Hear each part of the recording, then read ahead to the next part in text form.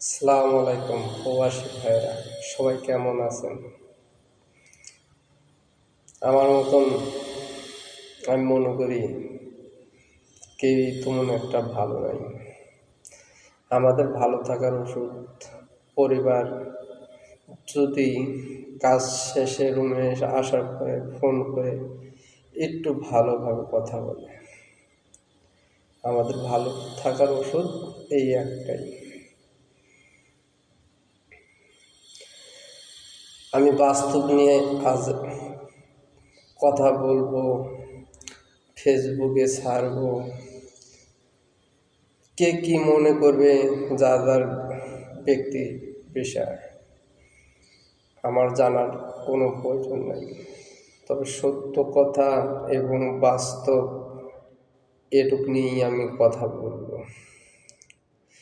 আমি প্রবাসী, আমার গল্পগুলো সবার সাথে শেয়ার করি। চাইব না লাইভ, চাইব না শিওর, চাইব সবার কাছে ভালোবাসা। সত্য কথা তুলে ধরলাম। একটি প্রবাসী যখন বিদেশ আসে তখন মায়ার বাঁধন ত্যাগ করে বিদেশে আসে।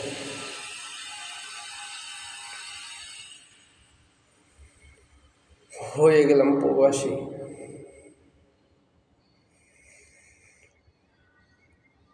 5 বছর, 6 বছর, 8 বছর পরে যখন দেশে যাই তখন অনেক স্বপ্ন নিয়ে দেশে যাই। মায়ের হাতের পিঠে খাবো, মায়ের কোলে মাথা রেখে একটু ঘুম আসবো, আবার সেই ছোট্ট শিশু হয়ে যাব। সবার ভাগ্যে জোটে না।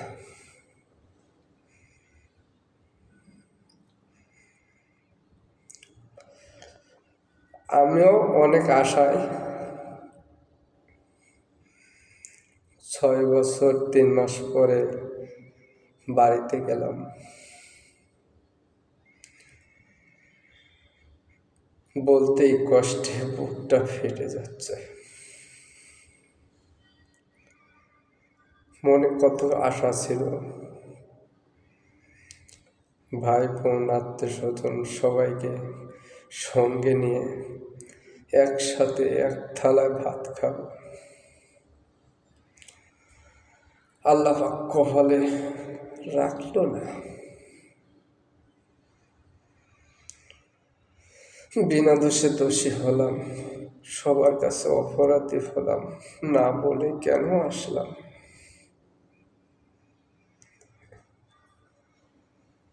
মাগো, সত্যি কথা বলি, মিথ্যাবাদী নয় আমি।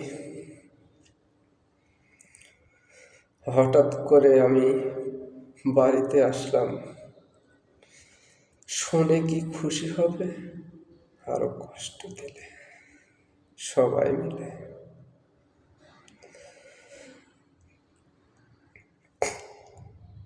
যাই হোক, হাজার কষ্ট নিয়ে তাও সবাইকে চেষ্টা করছিলাম একসাথে বসে এক থালায় বাড়িতে ভাত খাবো। তার সৌভাগ্য হয় নাই। কপাল যে পোড়া, হবে কেমন করে।